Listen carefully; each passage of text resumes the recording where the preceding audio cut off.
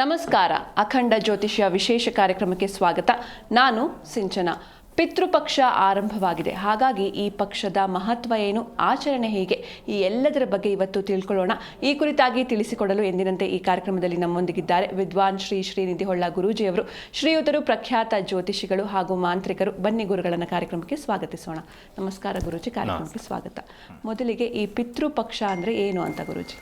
ಪಿತೃಪಕ್ಷ ಅನ್ನುವಂಥದ್ದು ಪಿತೃಗಳಿಗೆ ಕೊಡುವಂತಹ ಕೆಲಸಗಳು ಅಂತ ಹೇಳಿ. ಈ ಸಂದರ್ಭದಲ್ಲಿ ನೂತನವಾಗಿ ಯಾವ ಕೆಲಸವನ್ನು ಶುರು ಮಾಡುವುದಿಲ್ಲ. ಹಾಗೆ ಈ ಗೃಹ ಪ್ರವೇಶಾದಿಗಳು, ಮದುವೆ ಮುಂಜಿಗಳು, ಇದನ್ನೇ ಯಾವುದನ್ನು ನಾವು ಮಾಡುವುದಿಲ್ಲ. ಯಾಕೆ ಅಂತ ಕೇಳಿದರೆ, ಈ ಒಂದು ಮಾಸದಲ್ಲಿ ವಿಶೇಷವಾಗಿ ವಿಷ್ಣುವಿನ ಸಾಯುಜ್ಯ ಅನ್ನುವಂಥದ್ದು, ವಿಷ್ಣುವಿನ ಸಾನ್ನಿಧ್ಯ ಅನ್ನುವಂಥದ್ದು ಪಿತೃಗಳಿಗೆ ಮೋಕ್ಷಕಾರಕವಾಗಿರ್ತಕ್ಕಂತಹ ಮಾಸ. ಹಾಗಾಗಿ ಈ ಒಂದು ಪಿತೃಪಕ್ಷದಲ್ಲಿ ವಿಶೇಷವಾಗಿ ಪಿತೃಗಳಿಗೆ ಸಂತೃಪ್ತಿಪಡಿಸುವಂತಹ ಒಂದು ಕಾಲ. ಹಾಗಾಗಿ ಈ ಪಿತೃಪಕ್ಷದಲ್ಲಿ ವಿಶೇಷವಾಗಿ ತರ್ಪಣಾದಿಗಳಿಗೆ ಅತಿಯಾಗಿರ್ತಕ್ಕಂಥ ಪ್ರಾಮುಖ್ಯತೆ, ತಿಲತರ್ಪಣಾದಿಗಳಿಗೆ ಅತಿಯಾಗಿರ್ತಕ್ಕಂಥ ಪ್ರಾಮುಖ್ಯತೆ. ಯಾಕೆ ಅಂದರೆ ವರ್ಷಾವಧಿಯಾಗಿ ಪ್ರತಿ ವರ್ಷವೂ ಸಮೇತ ಆ ಪಿತೃಪಕ್ಷದಲ್ಲಿ ವಿಶೇಷವಾಗಿ ಮಹಾಲಯ ಅಮಾವಾಸ್ಯ ದಿನಗಳಲ್ಲಿ ವಿಶೇಷವಾಗಿ ತಿಲತರ್ಪಣಾದಿಗಳನ್ನು ಕೊಡಲೇಬೇಕು ಅನ್ನುವಂಥದ್ದುಂಟು. ಯಾಕೆ ಕೊಡಬೇಕು ಅಂತ ಕೇಳಿದರೆ, ಈ ಪ್ರಶ್ನಾ ಮಾರ್ಗದಲ್ಲಿ ಒಂದು ವಾಕ್ಯ ಉಂಟು, ಅಬ್ಧದೀಕ್ಷಾದಿಲೋಪೇಣ ಪ್ರೇತಾಯಾಂ ಪಿಶಾಚತಃ ಸ್ವಜನಾನ್ ಬಾಧಮಾನಸ್ತೆ ಅನ್ನುವಂಥದ್ದು. ಶರೀರಂತೆ ಕಲಸ್ಮೃತಿ ಅಂತ ಹೇಳಿದರೆ, ಅಬ್ಧದೀಕ್ಷಾದಿಲೋಪೇಣ ವರ್ಷಾವಧಿಯಾಗಿ ಕೊಡುವಂಥ ಈ ದೀಕ್ಷೆ ಅನ್ನುವಂಥದ್ದನ್ನು ನಾವು ಬಿಟ್ವಿ ಅಂತಾದರೆ ಅಬ್ಧದೀಕ್ಷಾದಿಲೋಪೇಣ ಪ್ರೇತಾಯಾಮ್ ಪಿಶಾಚತಃ ಅಂತ ಹೇಳಿದರೆ, ಈ ಸತ್ತಂತಹ ವ್ಯಕ್ತಿಗಳು ಮತ್ತು ಪಿಶಾಚತ್ವವನ್ನು ಹೊಂದಿ ಆ ಒಂದು ಕುಟುಂಬದವರಿಗೆ ತೊಂದರೆ, ಸ್ವಜನಾನ್ ಬಾಧಮಾನಸ್ತೆ ಅಂತ ಹೇಳಿದರೆ ಸ್ವಜನರಿಗೆ ಅತಿಯಾಗಿರ್ತಕ್ಕಂಥ ಬಾಧೆಗಳನ್ನು ಕೊಡ್ತದೆ ಅಂತೇಳಿ. ಹಾಗೆ ಈ ತಿಲತರ್ಪಣಾದಿಗಳನ್ನು ಕೊಡುವಂಥದ್ದು ಹಾಗೆ ನಂತರದಲ್ಲಿ ಈ ಪ್ರೇತಗಳಿಗೆ ಯಾವ ರೀತಿ ಆಕಾರದಲ್ಲಿರ್ತದೆ ಅಂತ ಕೇಳಿದರೆ, ಈ ಸತ್ತಂಥ ಪ್ರೇತಗಳು ಯಾವುದೇ ಕಾರಣಕ್ಕೂ ಇದಮಿತ್ತಮ್ ಅನ್ನುವಂಥ ಆಕಾರದಲ್ಲಿ ಇರುವುದಿಲ್ಲ. ಆದರೆ ಕೆಲವೊಂದು ಶಾಸ್ತ್ರ ಪ್ರಮಾಣವಾಗಿರ್ತಕ್ಕಂತಹ ವಾಕ್ಯಗಳಲ್ಲಿ ಆ ಒಂದು ಪ್ರೇತ ಅನ್ನುವಂಥದ್ದು ವೀರ್ಯದ ರೂಪದಲ್ಲಿ ಇರ್ತದೆ ಮತ್ತು ಒಂದು ಮುಷ್ಟಿ ಆಕಾರದ ಒಳಭಾಗದಲ್ಲಿ ಇರ್ತದೆ. ಅದಕ್ಕೆ ಯಾವುದೂ ಜ್ಞಾತಾಜ್ಞಾತಗಳು ಅಥವಾ ಏನು ತೊಂದರೆಯಿಂದ ಇವನು ಸತ್ತಿದ್ದಾನೆ ಅಥವಾ ಈ ಒಂದು ಪ್ರೇತ ಯಾವುದಕ್ಕೆ ಹೋಗಿದೆ ಅನ್ನುವಂಥದ್ದು ಯಾವುದೂ ಗೊತ್ತಿರೋದಿಲ್ಲ. ಅಂತಹ ಪ್ರೇತಗಳನ್ನೇನು ಮಾಡ್ತಾರೆ, ಈ ಪ್ರೇತಾಕರ್ಷಣೆಗಳನ್ನು ಮಾಡಿ ಅದನ್ನು ವಿಷ್ಣು ಸಾಯುಜ್ಯಕ್ಕೆ ಕಳಿಸಿಬಿಡ್ತಾರೆ. ಅಂತ ಹೇಳಿದರೆ ವಿಷ್ಣುವಿನ ಸಾಯುಜ್ಯಕ್ಕೆ ಅದು ಹೋಗಿ ಸೇರ್ಕೊಂಡು ಬಿಡ್ತದೆ ಆ ಒಂದು ಪ್ರೇತ ಅನ್ನುವಂಥದ್ದು. ಆಗಿಂದ ಅದಕ್ಕೆ ಪ್ರೇತ ಅನ್ನುವಂಥ ಹೆಸರನ್ನು ಕರೆಯೋದಿಲ್ಲ. ಪಿತೃಗಳು ಅಂತ ಹೇಳಿದರೆ ನಮ್ಮ ವಯಸ್ಸಿಗಿಂತ ಸಣ್ಣವರು ಸತ್ತರು ಅವರು ನಮಗೆ ಅನುಗ್ರಹಕ್ಕೆ ನಿಲ್ತಾರೆ ಅಂತ, ಅವರು ನಮಗಿಂತ ಅನುಗ್ರಹಕ್ಕೆ ನಿಲ್ತಾರೆ, ಅವರಿಗೆ ವಿಶೇಷವಾಗಿರ್ತಕ್ಕಂಥ ಶಕ್ತಿಗಳಿರ್ತದೆ ಅಂಥೇಳಿ. ಹಾಗಾಗಿ ಈ ಒಂದು ಪಿತೃಪಕ್ಷದಲ್ಲಿ ವಿಶೇಷವಾಗಿ ಬ್ರಾಹ್ಮಣರನ್ನು ಕರೆದು ತಿಲತರ್ಪಣಾದಿಗಳನ್ನು ಕೊಡುವಂಥದ್ದು. ಯಾರ್ಯಾರಿಗೆ ಯಾರು ತಿಲತರ್ಪಣಾದಿಗಳನ್ನು ಕೊಡ್ಬೋದು ಅಂಥೇಳಿ. ತಂದೆ ತಾಯಿ ತಂದೆ ಇಲ್ಲದಂತಹ ವ್ಯಕ್ತಿ ಯಾರಾದರೂ ತಿಲತರ್ಪಣಾದಿಗಳನ್ನು ಕೊಡಲೇಬೇಕು. ಈ ಮಹಾಲಯ ಅಮಾವಾಸ್ಯೆಗಳಲ್ಲಿ ಯಾರೂ ನಿಲ್ಲಿಸ್ಲಿಕ್ಕಿಲ್ಲ. ತನ್ನ ತಂದೆಗೆ, ಅವರ ತಂದೆ, ಪಿತುಪಿತಾಮಹ ಪ್ರಪಿತಾಮಹ, ತಂದೆ ಅವರ ತಂದೆಗಳಿಗೆ ಕೊಡುವಂಥದ್ದು, ತನ್ನ ಗುರುವಿಗೆ ಕೊಡುವಂಥದ್ದು, ಇದೆಲ್ಲ ಹಲವಾರು ರೀತಿಯಾಗಿರ್ತಕ್ಕಂಥ ವಿಧಿಗಳು. ಋಷಿಗಳಿಗೆ ತರ್ಪಣಾದಿಗಳನ್ನು ಕೊಡುವಂಥದ್ದು ಈ ಮಾಸದಲ್ಲಿ ವಿಶೇಷವಾಗಿರುವಂಥದ್ದು. ಪಿತೃಪಕ್ಷ ಇರುವಂಥದ್ದೇ ನಮ್ಮ ಹಿರಿಯರಿಗೆ ದೇವರನ್ನು ಒಂದು ಭಾಗವಾಗಿ ನಾವು ಇಟ್ಟುಕೊಂಡು ಇನ್ನೊಂದು ಭಾಗದಲ್ಲಿ ನಾವು ಚಿಂತನೆ ಮಾಡುವಾಗ ಎರಡೂ ಒಂದು ತಕ್ಕಡಿಯ ರೂಪದಲ್ಲಿ ಇರಬೇಕಂತೆ. ಕುಟುಂಬದಲ್ಲಿ ಪಿತೃಗಳ ಅನುಗ್ರಹ ಅನ್ನುವಂಥದ್ದು ಮತ್ತು ದೇವತಾ ಅನುಗ್ರಹ ಅನ್ನುವಂಥದ್ದು, ಈ ತಕ್ಕಡಿ ಯಾವಾಗಲೂ ಸರಿಯಾಗಿರಬೇಕು. ಇದರಲ್ಲಿ ಒಂದು ಸ್ವಲ್ಪ ಹೆಚ್ಚು ಕಮ್ಮಿ ವ್ಯತ್ಯಾಸ ಆದರೂ ನಮ್ಮ ಜೀವನದಲ್ಲಿ ವ್ಯತ್ಯಾಸ ಆಗ್ತದೆ. ಅದರಲ್ಲಿ ಈ ಪಿತೃಪಕ್ಷ ಅನ್ನುವಂಥದ್ದು ವಿಶೇಷವಾಗಿ ಯಾವ ದೇವತೆಗೆ ಸಂಬಂಧಿತವಾಗಿರುವಂಥದ್ದಲ್ಲ, ವಿಶೇಷವಾಗಿ ನಮ್ಮ ಕುಟುಂಬದಲ್ಲಿ ಮರಣ ಹೊಂದಿದಂತಹ ಹಿರಿಯರಿಗೆ ಮಾಡುವಂತಹ ತರ್ಪಣಾದಿಗಳು ಅನ್ನುವಂಥದ್ದು. ಯಾಕಂದರೆ ಇದ್ದಾಗ ನಾವು ದಿನಕ್ಕೆ 3 ಹೊತ್ತು ತಿಂತೇವೆ, ಆದರೆ ಸತ್ರ ಮೇಲೆ ನಮಗೆ ಇರುವುದು ಯಾವುದು, ಒಂದೇ ಒಂದು ತಿಲತರ್ಪಣ ಅನ್ನುವಂಥದ್ದು. ಆ ಒಂದು ಪ್ರೇತಗಳಿಗೆ ತಿಲದಿಂದ ಕೊಡುವಂತಹ ತರ್ಪಣಾದಿಗಳು ನೀವು ನೋಡಿರುವ ಹೆಬ್ಬೆರಳಿನಿಂದ ಎಳ್ಳಿನ ನೀರನ್ನು ಬಿಡುವಂಥದ್ದು ಅಂತೇಳಿ. ಯಾಕೆ ಅಂತ ಕೇಳಿದರೆ, ಆ ಎಳ್ಳಿನಿಂದನೇ ಅವರು ಸಂತೃಪ್ತರಾಗ್ತಾರೆ. ನಾವೇನೋ ಒಂದು ಭಕ್ಷ್ಯಭೋಜ್ಯಗಳನ್ನೆಲ್ಲ ಕೊಟ್ಟರೆ ಸಾಧ್ಯತೆ ಇಲ್ಲ. ಯಾಕೆಂದರೆ ಆ ಸ್ಥೂಲ ಶರೀರ ಅನ್ನುವಂಥದ್ದು ಸುಟ್ಟಾಕಿ ಬಿಟ್ಟಿರ್ತಾರೆ ಅಥವಾ ಹೂತಾಕಿರ್ತಾರೆ. ಆ ಒಂದು ಪಿತೃಗಳ ಸಮೂಹಕ್ಕೆ ಒಂದು ತೃಪ್ತಿ ಆಗಬೇಕು ಅಥವಾ ಅವರಿಗೆ ನಾವು ಮಾಡುವಂಥ ಈ ಕರ್ಮಾಂಗ ಸಮರ್ಪಣೆ ಆಗಬೇಕು ಅಂತಾದರೆ ಅದಕ್ಕೆ ತಿಲತರ್ಪಣವೇ ಪ್ರಾಮುಖ್ಯತೆ. ಯಾರು ತಂದೆ ಇಲ್ಲ ಅವರು ಎಲ್ಲರೂ ಈ ಕೆಲಸವನ್ನು ಮಾಡಲೇಬೇಕು. ಯಾರೂ ಯಾವುದೇ ಕಾರಣಕ್ಕೂ ನಿಲ್ಲಿಸ್ಲಿಕ್ಕಿಲ್ಲ. ಇಲ್ಲ ನಾವು ವರ್ಷಕ್ಕೊಂದ್ಸಲಿ ಮರಿ ಕಡ್ದು ನಾವು ಹಿರಿಯರ ಹಬ್ಬ ಮಾಡ್ತೀವಿ ಅಂತ ಹೇಳಿದ್ರೆ ಹಿರಿಯರ ಹಬ್ಬ ಮಾಡೋದಲ್ಲ. ನೀವು ಹಿರಿಯರ ಹೆಸರಲ್ಲಿ ನೀವು ತಿಂದು ಖಾಲಿ ಮಾಡೋದು ಬಿಟ್ಟರೆ ಹಿರಿಯರಿಗೇನು ತಲುಪೋದಿಲ್ಲ. ಅವರಿಗೆ ವಿಶೇಷವಾಗಿರ್ತಕ್ಕಂಥ ಶಕ್ತಿ ಬರುವಂಥದ್ದೇ ನೀವು ಮಾಡಿದಂತಹ ಏನು ನಾನ್ ವೆಜ್ ಊಟವೋ ಅಥವಾ ನೀವು ಮಾಡಿದಂತಹ ಮತ್ತೊಂದು ವೈಭೋಗವೋ ಅಥವಾ ನೀವಿಟ್ಟಂಥ ವಸ್ತ್ರವೋ ಯಾವುದು ಅವ್ರು ಹಾಕ್ಕೊಂಡು ಓಡಾಡೋದಿಲ್ಲ. ಅವರಿಗೆ ಬೇಕಾಗಿರುವಂಥದ್ದು ಪಿತೃಗಳಿಗೆ ಈ ಒಂದು ಸ್ವರೂಪದಲ್ಲಿರುವಂಥ ಸಂದರ್ಭದಲ್ಲಿ ಅವರಿಗೆ ತಿಲತರ್ಪಣಾದಿಗಳೇ ಶಕ್ತಿಯನ್ನು ಕೊಡುವಂಥದ್ದು ಬಿಟ್ಟರೆ ಹೊಸದಾಗಿ ನಾವೇನೋ ಬಟ್ಟೆಯನ್ನು ಕೊಟ್ವಿ ಅಥವಾ ಇನ್ನೊಂದು ಯಾವುದೋ ಒಂದು 5-6 ಮರಿಯನ್ನು ಹೊಡೆದಕ್ಕೆ ಇದು ಮಾಡಿದ್ವಿ ಅಥವಾ ಅವ್ರಿಗೆ ಇಷ್ಟವಾಗಿರ್ತಕ್ಕಂಥ ವಸ್ತುಗಳನ್ನೆಲ್ಲ ಇಟ್ವಿ ಅಂದರೆ ಅದು ಅವ್ರಿಗೆ ಸಮರ್ಪಣೆ ಆಗೋದಿಲ್ಲ. ನಿಮಗೆ ಮಾತ್ರ ತೃಪ್ತಿ ಆಗ್ತದೆ ಬಿಟ್ಟರೆ ಮೇಲಿರುವಂಥ ವಿಷ್ಣು ಲೋಕದಲ್ಲಿರುವಂಥ ಪಿತೃಗಳು ತೃಪ್ತರಾಗೋದಿಲ್ಲ. ಹಾಗಾಗಿ ಈ ಒಂದು ಪಿತೃಪಕ್ಷದಲ್ಲಿ ವಿಶೇಷವಾಗಿ ಮಹಾಲಯ ಅಮಾವಾಸ್ಯಾದಿಗಳಲ್ಲಿ ಒಬ್ಬ ಬ್ರಾಹ್ಮಣನಿಂದ ತಿಲತರ್ಪಣಾದಿಗಳನ್ನು ಮಾಡಿಸುವಂಥದ್ದು ತುಂಬ ಅತ್ಯವಶ್ಯ ಈಗಿನ ಕಾಲಘಟ್ಟದಲ್ಲಿ. ಹಿಂದಿನ ಕಾಲದಲ್ಲೂ ಮಾಡ್ತಾಯಿದ್ರು, ಆದರೆ ಈಗಿನ ಕಾಲಘಟ್ಟದಲ್ಲಿ ಏನಾಗಿದ್ರೆ ವೈಭವವಾಗಿ ಮಾಡ್ತಾ ಇದ್ದಾರೆ. ಹೇಗೆ ಮದುವೆಗೆಲ್ಲ ತೊಗೊಂಡೋಗಿ ಒಂದಿಷ್ಟೆಲ್ಲ ಬ್ಯಾಡ್ದಿದ್ದೆಲ್ಲ ಮಾಡ್ತಾ ಇದ್ದಾರೋ ಈಗಲೂ ಇದರಲ್ಲಿ ಅದೇ ರೀತಿ ಮಾಡ್ತಾ ಇದ್ದಾರೆ. ಆದರೆ ಇದು ಯಾವುದೂ ಸಮರ್ಪಣೆ ಆಗೋದಿಲ್ಲ. ನಮ್ಮ ತೃಪ್ತಿಗೋಸ್ಕರ ಹೇಗೆ ಬ್ಯೂಟಿ ಪಾರ್ಲರಿಗೆ ಹೋಗಿ ಒಳ್ಳೆ ರೀತಿಯಾಗಿ ನಾವು ಅಲಂಕಾರಾದಿಗಳನ್ನು ಮಾಡ್ಕೊಂಡು ಬಂದರೆ ನಮಗೆ ನಮ್ಮ ದೇಹವನ್ನು ನೋಡಿ, ನಮಗೆ ಹೇಗೆ ಮುಖವನ್ನು ನೋಡಿ, ನಮ್ಮ ದೇಹ ನಮ್ಮ ಮುಖವನ್ನು ನೋಡಿ ನಮಗೆ ತೃಪ್ತರಾಗ್ತೇವೋ ಹಾಗೆ ಹಿರಿಯರಿಗೆ ಮಾಡುವಂಥ ಕೆಲಸವೂ ಅಷ್ಟೇ ನಿಮಗೆ ತೃಪ್ತರಾಗ್ತದೆ ಬಿಟ್ಟರೆ ಅದು ಹಿರಿಯರ ತನಕ ತಲುಪೋದಿಲ್ಲ. ಹಾಗಾಗಿ ಎಲ್ಲರೂ ಮಹಾಲಯ ಅಮಾವಾಸ್ಯಾದಿಗಳನ್ನು ಮಾಡಲೇಬೇಕು. ಹಾಗಾದರೆ ಎಲ್ಲಿ ಮಾಡಬೇಕು ಇದನ್ನು ಅನ್ನುವಂಥದ್ದು ಚಿಂತನೆ ಮಾಡುವಾಗ ಇದನ್ನು ವಿಶೇಷವಾಗಿ ನದಿ ತೀರಗಳಲ್ಲಿ ಯಾವ ನದಿ? ಹಾಗಾದರೆ ಎಲ್ಲ ಮಹಾನದಿಗಳು ಅಥವಾ ಎಲ್ಲ ಮಹಾನದಿಗಳು ಯಾವ ನದಿಗಳು ನೇರವಾಗಿ ಹೋಗಿ ಸಮುದ್ರವನ್ನು ತಲುಪ್ತದೆಯೋ ಅಂತಹ ನದಿಯ ತೀರದಲ್ಲಿ ತರ್ಪಣಾದಿಗಳನ್ನು ಮಾಡುವಂಥದ್ದು, ವಿಷ್ಣುವಿನ ಸಾನ್ನಿಧ್ಯದ ಭಾಗದಲ್ಲಿ ತರ್ಪಣಾದಿಗಳನ್ನು ಮಾಡುವಂಥದ್ದು, ತನ್ನ ಸ್ವಂತ ಗೃಹದಲ್ಲಿ ತರ್ಪಣಾದಿಗಳನ್ನು ಮಾಡುವಂಥದ್ದು ವಿಶೇಷವಾಗಿರ್ತಕ್ಕಂಥ ಕೆಲಸಗಳು. ಯಾರೂ ಇದನ್ನು ಬಿಡಲಿಕ್ಕಿಲ್ಲ. ಬಿಟ್ವಿ ಅಂತಾದರೆ ಇದರಿಂದ ಏನೇನು ತೊಂದರೆಗಳಾಗ್ಬೋದು, ಯಾವ ಅನರ್ಥ ಬೇಕಾದರೂ ಆಗ್ಬೋದು. ಬುದ್ಧಿಮಾಂದ್ಯತೆ ಬರ್ಬೋದು, ಇದ್ದಕ್ಕಿದ್ದ ಹಾಗೆ ಕೆಲವರಿಗೆ ಹುಚ್ಚಿಡಿಬೋದು. ಇಲ್ಲ ಅಂತ ಹೇಳಿದರೆ ಇನ್ನೂ ಕೆಲವರಿಗೆ ಏನಾಗ್ಬೋದು, ಈ ಮದುವೆಗೆ ಪ್ರತಿಬಂಧಕ ದೋಷಗಳು ಬರ್ಬೋದು. ಎಷ್ಟೇ ವರ್ಷ ಆದರೂ ಮದುವೆ ಆಗದಲ್ಲೇ ಇರುವಂತೆ ತಡಿಬೋದು.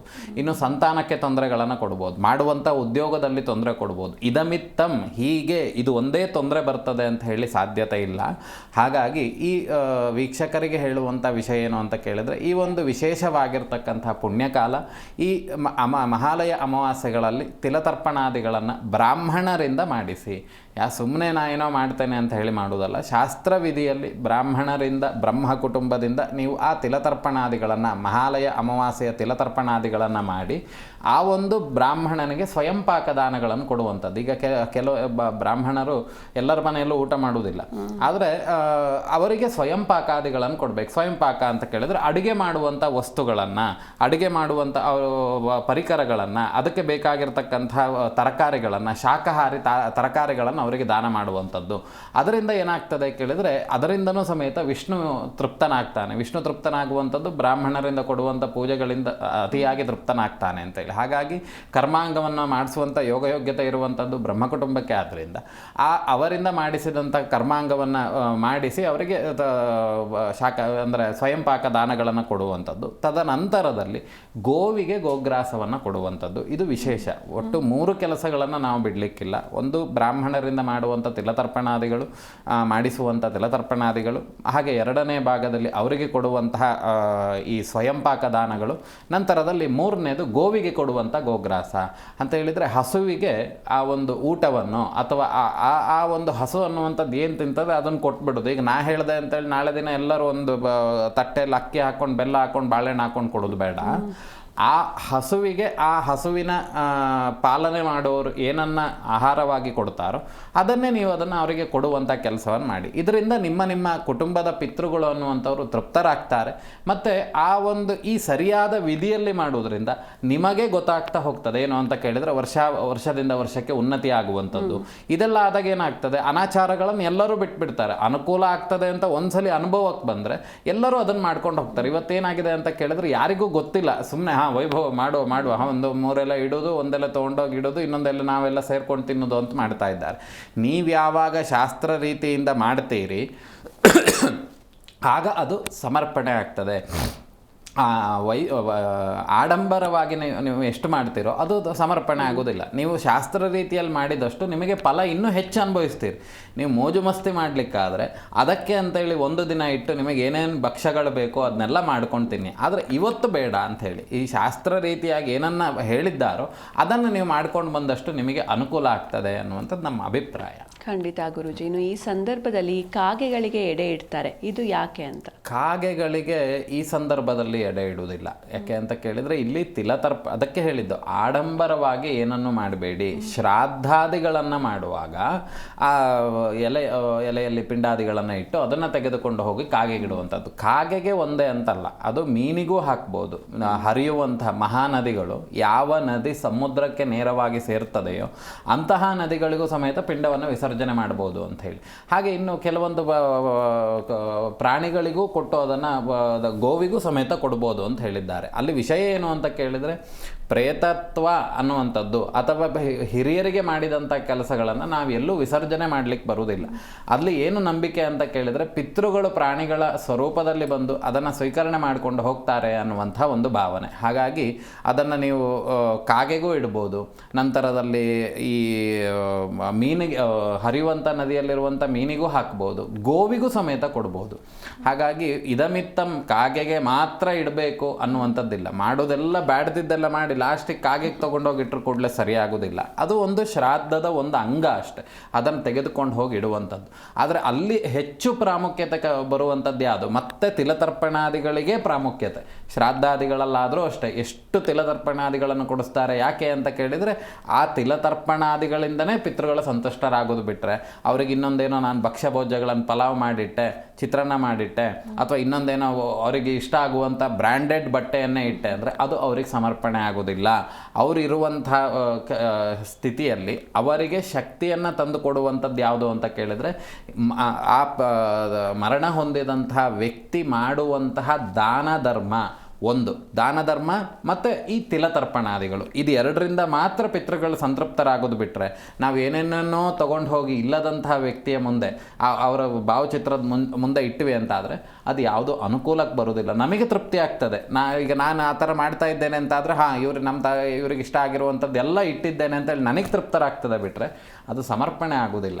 ಹಾಗಾಗಿ ಎಲ್ಲರೂ ಸಮೇತ ಶಾಸ್ತ್ರ ರೀತಿಯಿಂದ ಮಾಡಿ ಅನ್ನುವಂಥದ್ದು ನಮ್ಮದೊಂದು ವಿನಂತಿ. ಖಂಡಿತ ಗುರುಜಿ. ಇನ್ನು ಈ ಮನೆಯಲ್ಲಿ ಸತ್ತವರ ಫೋಟೋಗಳನ್ನ ಇಟ್ಕೊಳ್ಬಹುದಾ, ಹೇಗೆ ಅಂತ? ಮನೆಯಲ್ಲಿ ಖಂಡಿತವಾಗ್ಲೂ ಇಟ್ಕೊಳ್ಬೇಕು. ಯಾಕಂದರೆ ನೋಡಿ, ಅನಾದಿ ಕಾಲದಲ್ಲಿ ಈಗಿನ ಕಾಲಘಟ್ಟವನ್ನು ಬಿಟ್ಟು ನಾವೊಂದು 25-30 ವರ್ಷ ಹಿಂಭಾಗಕ್ಕೆ ಹೋಗ್ತೇವೆ ಅಂತಾದರೆ ಮನೆಯಲ್ಲಿ ಎಲ್ಲ ದೊಡ್ಡವರ ಚಿತ್ರಗಳನ್ನು ಹಾಕ್ತಾಯಿದ್ರು.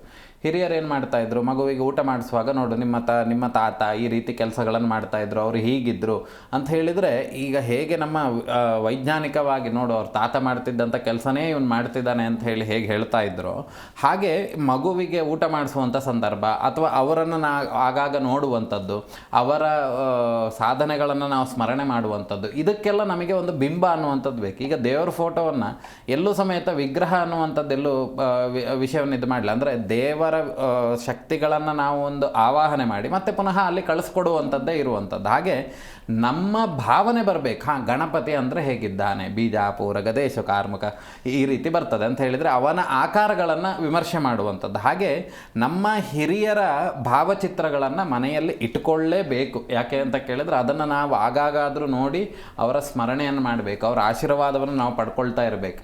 ಇನ್ನು ಅವರು ನಮ್ಮನ್ನು ನೋಡ್ತಿರ್ತಾರೆ ಅನ್ನುವಂಥದ್ದೆಲ್ಲ ದೂರದ ಮಾತು. ನಾವು ನೋಡಲಿಲ್ಲ, ನೀವು ನೋಡಲಿಲ್ಲ, ಹೀಗೆ ಮೇಲೆ ನೋಡಿದಾಗ ಅವ್ರು ನಮ್ಮನ್ನು ನೋಡ್ತಿದ್ದಾರೆ ಅನ್ನುವಂಥದ್ದು. ಆದರೆ ಧರ್ಮಶಾಸ್ತ್ರದಲ್ಲಿ ಏನು ಹೇಳ್ತದೆ ಅಂತ ಕೇಳಿದರೆ ಅವರನ್ನು ನಾವು ಮತ್ತೆ ಮತ್ತೆ ಸ್ಮರಣೆ ಮಾಡುವಂಥದ್ದು, ಅವರ ಸಾಧನೆಗಳನ್ನು, ಅವ್ರು ಮಾಡ್ತಿದ್ದಂತಹ ಕೆಲಸಗಳನ್ನು ನಾವು ಸ್ಮರಣೆ ಮಾಡುವುದರಿಂದ ಅವರ ಅನುಗ್ರಹ ಅನ್ನುವಂಥದ್ದು ನಮ್ಮ ಮೇಲಿರ್ತದೆ. ಹಾಗೆ ಹಿರಿಯರ ಸ್ಮರಣೆ ಅನ್ನುವಂಥದ್ದು ಅತಿ ಪ್ರಾಮುಖ್ಯತೆ. ಮದುವೆಗಿಂತ ಮುಂಚಿತವಾಗಿ ಎಲ್ಲರ ಮನೆಯಲ್ಲೂ ನಾಂದಿ ಅಂತ ಹೇಳಿ ಮಾಡ್ತಾರೆ. ನಾಂದಿ ಮಾಡುವಂಥದ್ದೇ ಪಿತೃಗಳನ್ನು ಕರೀಲಿಕ್ಕೆ, ಬನ್ನಿ ಪಿತೃಗಳೆಲ್ಲರೂ ಬನ್ನಿ ನೀವು ಮದುವೆಗೆ ಅಂತ ಹೇಳಿ.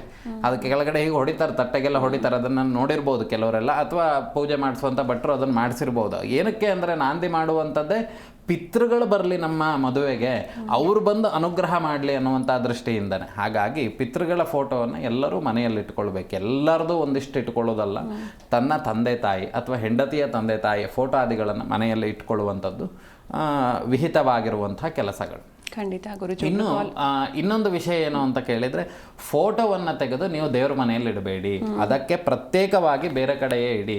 ನಮ್ಮ ಪಿತೃಗಳು ಯಾವಾಗಲೂ ಸತ್ತಂಥವರು ದೇವರಾಗೋದಿಲ್ಲ, ಹಾಗಾಗಿ ದೇವರನ್ನು ಅವರನ್ನು ಒಂದೇ ಭಾಗದಲ್ಲಿ ನೋಡ್ಲಿಕ್ಕೆ ಬರೋದಿಲ್ಲ.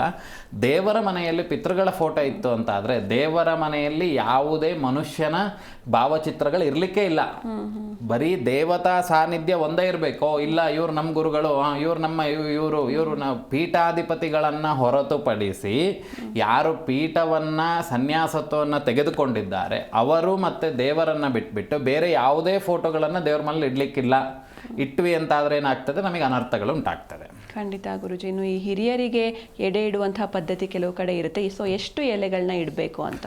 ಹಿರಿಯರಿಗೆ ಇಡುವಂಥ ಎಡೆ ಅಂತ ಕೇಳಿದರೆ, ಈಗ ನಿಮ್ಮ ಪ್ರಶ್ನೆಯಲ್ಲಿಯೇ ಒಂದು ಉತ್ತರ ಉಂಟು, ಹಿರಿಯರಿಗೆ ಇಡುವಂಥದ್ದು ಅಂತ ಹೇಳಿ. ಹಾಗೆ ಮಾಡಿದಂಥ ಭಕ್ಷ್ಯಗಳು ಅಷ್ಟನ್ನು ಸಮೇತ ನಾವೇನು ಮಾಡಬೇಕು ಅಂತ ಕೇಳಿದರೆ, ಅದನ್ನು ಪೂರ್ಣವಾಗಿ ನಾವು ಹಿರಿಯರಿಗೆ ಸಮರ್ಪಣೆ ಮಾಡಬೇಕು. ಈಗೇನು ಮಾಡ್ತೇವೆ, ಒಂದು 3 ಎಡೆಯನ್ನು ಇಡ್ತಾರೆ. ಒಂದು ಎಡೆ ದೇವರಿಗೆ ಅಂತ ಇಡ್ತಾರೆ, ಇನ್ನೊಂದು ಪಿತೃಗಳಿಗೆ ಅಂತ ಇಡ್ತಾರೆ, ಇನ್ನೊಂದು ಕಾಗೆಗೆ ಅಂತ ಇಡ್ತಾರೆ.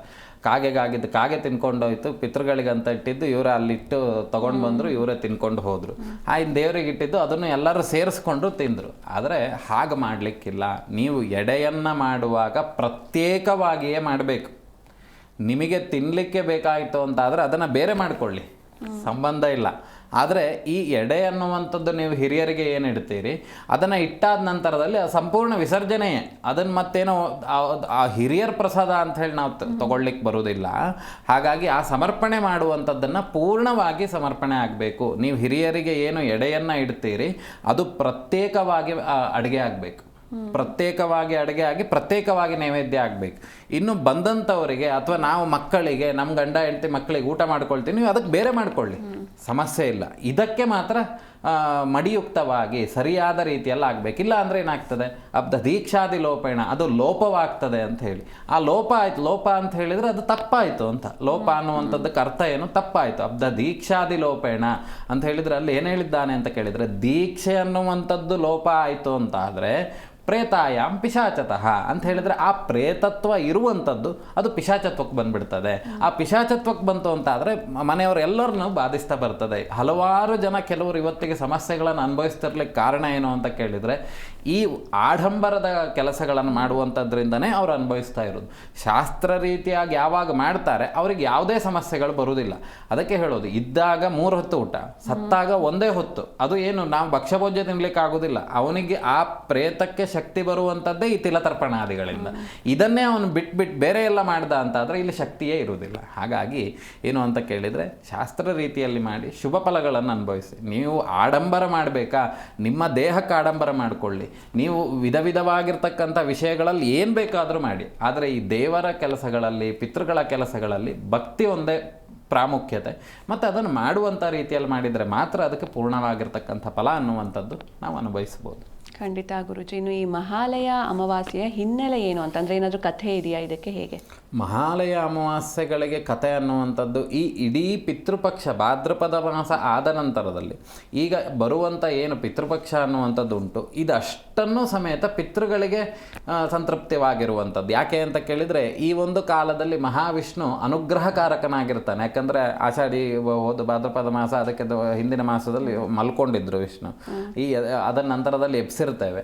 ಈಗ ಅನುಗ್ರಹಕಾರಕನಾಗಿರ್ತಾನೆ. ಈ ಒಂದು ಮಾಸ ಅನ್ನುವಂಥದ್ದೇನೆ ಎಲ್ಲ ಪಿತೃಗಳ ಪ್ರೀತ್ಯರ್ಥವಾಗಿ ಮಾಡುವಂಥದ್ದು. ಅದಕ್ಕೆ ನೋಡಿ, ಪಿತೃಪಕ್ಷದಲ್ಲಿ ಹೊಸದಾಗಿ ಮನೆಯನ್ನು ಕಟ್ಟಿರೋದನ್ನು ಗೃಹ ಪ್ರವೇಶ ಮಾಡೋದಿಲ್ಲ, ನೂತನವಾಗಿ ಮದುವೆ ಆಗೋದಿಲ್ಲ, ಹೊಸ ಗಾಡಿಗಳನ್ನು ತಗೊಳ್ಳೋದಿಲ್ಲ, ಅಥವಾ ಈ ಹೊಸದಾಗಿ ಮಾಡುವಂಥ ಯಾವ ಕೆಲಸವನ್ನು ಮಾಡೋದಿಲ್ಲ. ಯಾಕೆ ಅಂತ ಕೇಳಿದರೆ ನೋಡಿ, ಸತ್ತಂತಹ ಪ್ರೇತ ಅನ್ನುವಂಥದ್ದು ಈ ಒಂದು ಕಾಲಘಟ್ಟದಲ್ಲಿ ನಮಗೆ ಹೋದಂಥವ್ರು ಈಗಿನವರಿಗೆ ತಂದೆ ತಾಯಿ ಯಾರು ಸತ್ತರೂ ಸಮೇತ ಕಣ್ಣಲ್ಲಿ ಒಂದು ಹನಿ ನೀರಿರೋದಿಲ್ಲ. ಯಾಕೆಂದರೆ ಅವರು ಎಲ್ಲವನ್ನು ಬಿಟ್ಬಿಟ್ಟಿರ್ತಾರೆ. ಹಿಂದಿನ ಕಾಲದಲ್ಲಿ ಹೇಗಿತ್ತು ಅಂತ ಕೇಳಿದರೆ, ಆ ಶಾಸ್ತ್ರಯುಕ್ತವಾಗಿ ನಡ್ಕೊಳ್ತಾ ಇದ್ದರು.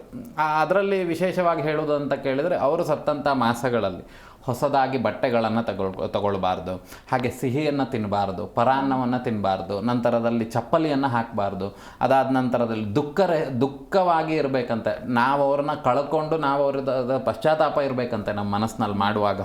ಇವರಿಂದ ನಮ್ಮ ಜೀವನ ಉಂಟಾಗಿದೆ, ನಮ್ಮ ತಂದೆಯವರು ಇವ್ರು ಕೊಟ್ಟಂಥ ಸಂಸ್ಕಾರದಿಂದ ನಾನು ಜೀವನ ಮಾಡಿದ್ದೇನೆ, ಈ ಕೃತಜ್ಞತಾ ಭಾವ ಅನ್ನುವಂಥದ್ದು ನಮ್ಮಲ್ಲಿ ಬರಬೇಕನ್ನುವಂಥ ದೃಷ್ಟಿಯಿಂದನೇ ಈ ಒಂದು ಮಾಸ ಪೂರ್ಣವಾಗಿ ಅವರಿಗೆ ಬಿಟ್ಟಂಥದ್ದು. ಈ ಮಹಾಲಯ ಅಮಾವಾಸ್ಯೆಗಳಲ್ಲೇ ಯಾಕೆ ಪಿತೃಗಳಿಗೆ ಕೊಡುವಂಥದ್ದು ಅನ್ನೋ ಪ್ರಶ್ನೆಯನ್ನಿಟ್ಟಾಗ, ಈ ಮಹಾಲಯ ಅಮಾವಾಸ್ಯೆ ಅನ್ನುವಂಥದ್ದು ವಿಶೇಷವಾಗಿ ಆ ಸಂದರ್ಭದಲ್ಲಿ ಸೂರ್ಯ ಮತ್ತು ಚಂದ್ರರ ಕಿರಣಗಳು ಬೇರೆ ರೀತಿಯಾಗಿ ಬರ್ತಿರ್ತದೆ.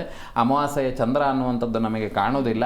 ಈ ಕಾಣೋದಿಲ್ಲ ಅನ್ನುವಂಥದ್ದೇನು, ಆ ಚಂದ್ರನ ಛಾಯೆ ಅನ್ನುವಂಥದ್ದು ಕಮ್ಮಿ ಆಗಿರ್ತದೆ. ಆ ಸಂದರ್ಭದಲ್ಲಿ ಈ ಪಿತೃಗಳಿಗಾಗಿರಬಹುದು, ಬೇರೆ ಕೆಲಸಗಳಿಗೆಲ್ಲ ಒಂದು ಸ್ವಲ್ಪ ಈ ವಾಮಮಾರ್ಗದವರಿಗೆಲ್ಲ ಈ ಮಾಸ ಅನ್ನುವಂಥದ್ದು ಶ್ರೇಷ್ಠತೆ ಅನ್ನುವಂಥದ್ದು. ಯಾಕೆ ಅಂತ ಕೇಳಿದರೆ ಕಣ್ಣಿಗೆ ಕಾಣದಂಥ ಶಕ್ತಿಗಳನ್ನು ಹೆಚ್ಚು ಆರಾಧನೆ ಮಾಡ್ತಾರೆ. ಅದರಲ್ಲಿ ವಿಶೇಷವಾಗಿ ಪಿತೃಗಳಿಗೆ ಅಂತ ಇರುವಂಥದ್ದು ಇದೊಂದು. ಈಗ ನವರಾತ್ರಿ ದಸರಾ ಬರ್ಬೋದು, ನವರಾತ್ರಿ ಬರ್ಬೋದು, ಗಣಪತಿ ಹಬ್ಬ ಬರ್ಬೋದು, ದೀಪಾವಳಿ ಬರ್ಬೋದು, ಅದಕ್ಕೆಲ್ಲ ಒಂದೊಂದು ಮಾಸ ಉಂಟು. ಹಾಗೆ ಈ ಮಾಸ ಅನ್ನುವಂಥದ್ದು ಪಿತೃಗಳಿಗೆ ಮಾತ್ರ. ಯಾಕೆ ಹೊಸ ಬಟ್ಟೆಗಳನ್ನು ತಗೊಳ್ಬಾರ್ದು ಅಂತ ಕೇಳಿದರೆ, ನೋಡು ಸತ್ತಂಥದ್ದು ಮಾಸವೇ ಅವರು ಹೊಸ ಬಟ್ಟೆಗಳನ್ನು ತಗೊಂಡು ಇದು ಮಾಡ್ತಾ ಇದ್ದಾರೆ. ಈಗ ನಮಗೆ ಹುಷಾರಿಲ್ಲ ಅಂತೇಳಿ ಹಾಸ್ಪಿಟ್ಲಲ್ಲಿ ಕೂತಾಗ ಡಾಕ್ಟ್ರ್ ಏನು ಮಾಡಿರ್ತಾರೆ, ನಮಗೇನು ತಿನ್ಲಿಕ್ಕೆ ಕೊಡೋದಿಲ್ಲ, ತುಂಬ ಉಪಕಾರ ರಹಿತವಾಗಿರುವಂಥ ತಿಂಡಿಗಳನ್ನೇ ನಮಗೆ ಹೇಳ್ತಾ ಹೋಗ್ತಾರೆ.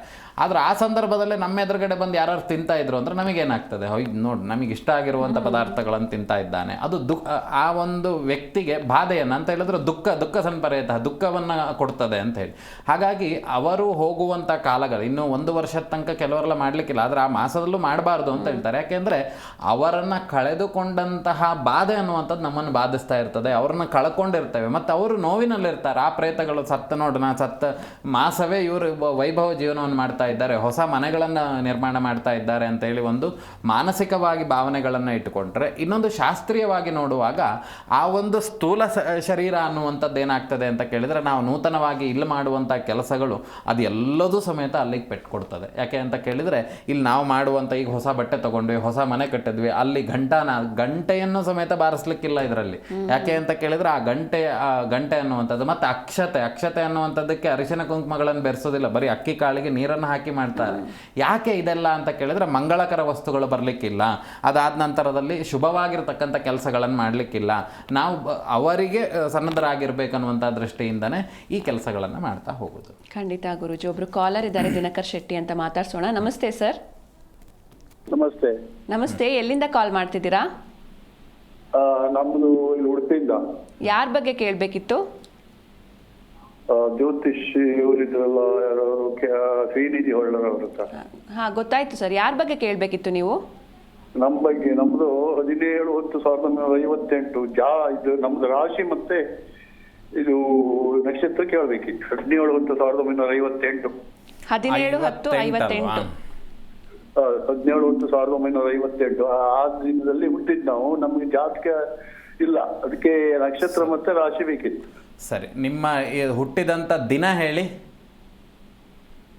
ದಿನ 17/10/1958. ನಿಧಾನ 17/10/1958. 17/10/1958. ಸಮಯ ಸರಿ ನೆನಪಿಲ್ಲ ಬಲ್ಲೆ. ಅದು ಇನ್ನು ಬೆಳಗಿನ ಜಾವ ಅಂತಾರಪ್ಪ, ಕಾವೇರಿ ಸಂಕ್ರಮಣದ ದಿನ ರಾತ್ರಿ ಬೆಳಗಿನ ಜಾವ ಅಂತಾರಪ್ಪ. ನಿಮ್ಮ ಹೆಸರೆಂತ ಅಂದ್ರೆ? ಕೆ ದಿನಕರ್ ಶೆಟ್ಟಿ. ಶೆಟ್ರೆ, ಎಂತ ವಿಷಯ ಗೊತ್ತಾ, ಈಗ ಸರಿಯಾಗಿರುವಂಥ ಸಮಯ ಇತ್ತು ಅಂತ ಆದರೆ ಸರಿಯಾಗಿರುವಂಥ ರಾಶಿ ನಕ್ಷತ್ರಗಳನ್ನು ಹೇಳ್ಬೋದು. ಹಾಸ್ಪಿಟ್ಲಿಗೆ ಹೋಗಿ ಬ್ಲಡ್ ಸ್ಯಾಂಪಲ್ ನೀವು ಕೊಟ್ರಿ ಅಂತ ಆದರೆ ಆ ಬ್ಲಡ್ ಯಾರ್ದಾಗಿದೆಯೋ ಅದಕ್ಕೆ ಸರಿಯಾಗಿರುವಂತಹ ರಿಪೋರ್ಟನ್ನು ಕೊಡ್ತಾರೆ ಅಲ್ವಾ? ಈಗ ನೀವು ಬೆಳಗ್ಗೆ ನಾವು ಒಂದು 6:49 ತಗೊಳ್ತೇವೆ ಅಂತ ಆದರೆ ಯಾವ ಊರಿನಲ್ಲಿ ಹುಟ್ಟಿದ್ದು? ನಾನು ಉಡುಪಿ ಜಿಲ್ಲೆಯ. ಸರಿ, ಉಡುಪಿ ಜಿಲ್ಲೆ. ನಮಗೆ ಜಿಲ್ಲೆ ಸಾಕಾಗ್ತದೆ. 17/10/1958 6:49 ಬೆಳಗ್ಗೆ ಅನ್ನುವಂಥದ್ದನ್ನು ನಾವು ತೆಗೆದುಕೊಂಡ್ರೆ ಜ್ಯೇಷ್ಠ ನಕ್ಷತ್ರ ವೃಶ್ಚಿಕ ರಾಶಿ ಆಗ್ತದೆ. ಜ್ಯೇಷ್ಠ ನಕ್ಷತ್ರ ವೃಶ್ಚಿಕ ರಾಶಿ ಅನ್ನುವಂಥದ್ದು ನಿಮ್ಮ ರಾಶಿ ಆಗ್ತದೆ. ಹೌದು. ಮತ್ತೆ ನೀವು ಹೆಸರನ್ನು ಬೇಕಾದ್ರೆ 50 ಸಲ ಬದಲಾವಣೆ ಮಾಡ್ಬೋದು ಶೆಟ್ರೆ, ಆದರೆ ಡೇಟ್ ಆಫ್ ಬರ್ತ್ ಟೈಮಿಂಗ್ಸನ್ನು ಬದಲಾವಣೆ ಮಾಡೋಕ್ಕಾಗ್ತಿಲ್ಲ ಅಲ್ಲ? ಹೌದೌದೌದು. ಹಾಗಾಗಿ ಇದು ಸರಿಯಾಗಿರುವಂಥ ಸಮಯವನ್ನೊಂದು ವಿಮರ್ಶೆ ಮಾಡಿ ಒಮ್ಮೆ ಜಾತಕವನ್ನು ನಿಮ್ಮ ಹತ್ತಿರದ ಯಾರ ಹತ್ರ ಜ್ಯೋತಿಷಿಗಳ ಹತ್ರ ಬರ್ಸಿ ಇಟ್ಕೊಳ್ಳಿ. ಇಲ್ಲ ಅಂತ ಆದರೆ ಒಮ್ಮೆ ಎಂತಾದರೂ ನಿಮ್ದು ಈ ಬರ್ತ್ ಸರ್ಟಿಫಿಕೇಟ್ ಇದರಲ್ಲೆಲ್ಲ ಸಮಯ ಇತ್ತಂತಾದರೆ ಅದನ್ನು ಒಮ್ಮೆ ನೋಡ್ಕೊಳ್ಳಿ. 17:10:58 6:49 ಬೆಳಗ್ಗೆ ಆದರೆ ಜ್ಯೇಷ್ಠ ನಕ್ಷತ್ರ 3ನೇ ಪಾದ ವೃಶ್ಚಿಕ ರಾಶಿ ಅನ್ನುವಂಥದ್ದಾಗ್ತದೆ, ಕನ್ಯಾ ಲಗ್ನ ಅನ್ನುವಂಥದ್ದಾಗ್ತದೆ. ಆಯಿತಾ? ಒಳ್ಳೆಯದಾಗಿ. ಓಕೆ, ಧನ್ಯವಾದ ಸರ್ ಕರೆ ಮಾಡಿದ್ದಕ್ಕೆ. ಇನ್ನೊಬ್ರು ಕಾಲರ್ ಇದ್ದಾರೆ ಗುರುಜಿ, ಮಾತಾಡ್ಸೋಣ. ನಮಸ್ತೆ. ನಮಸ್ತೆ. ನಮಸ್ತೆ, ನಿಮ್ಮ ಹೆಸರು? ನಂಜುಂಡಪ್ಪ ಅಂತ. ಎಲ್ಲಿಂದ ಕಾಲ್ ಮಾಡ್ತಿದ್ದೀರಾ? ತುಮಕೂರು. ಯಾರ ಬಗ್ಗೆ ಕೇಳಬೇಕಿತ್ತು?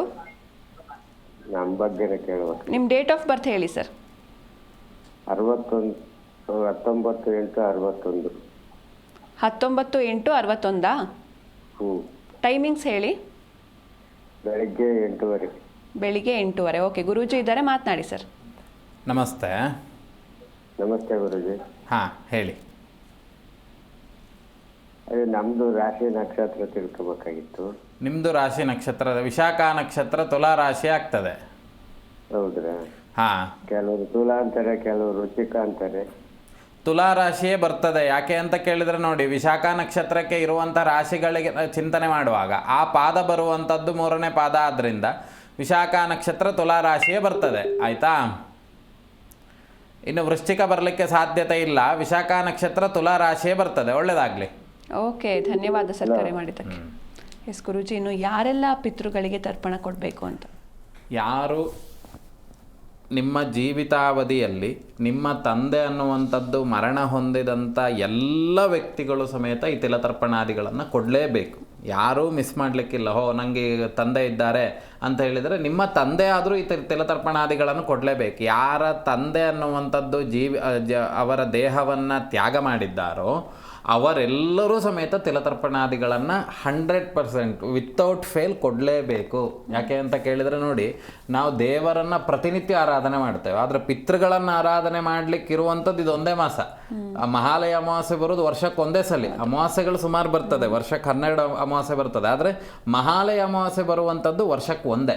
ಹಾಗಾಗಿ ಈ ವರ್ಷ ಏನು ಮಹಾಲಯ ಅಮಾವಾಸ್ಯೆಗೆ ವಿಶೇಷವಾಗಿ ಪಿತೃಗಳಿಗೆ ಮಾತ್ರ ಕೊಡಬೇಕು. ಹಾಗಾಗಿ ಯಾರ ತಂದೆ ತಾಯಿ ತೊಂದರೆ ಇಲ್ಲ, ತಾಯಿ ಬದುಕಿದ್ರೂ ಸಮಸ್ಯೆ ಇಲ್ಲ, ತಂದೆ ಯಾರು ದೇಹಾಂತ್ಯವನ್ನು ಮಾಡಿದ್ದಾರೋ ಅವರ ಮಕ್ಕಳು ಎಲ್ಲರೂ ತಿಲತರ್ಪಣಾದಿಗಳನ್ನು ಮಾಡಬೇಕು.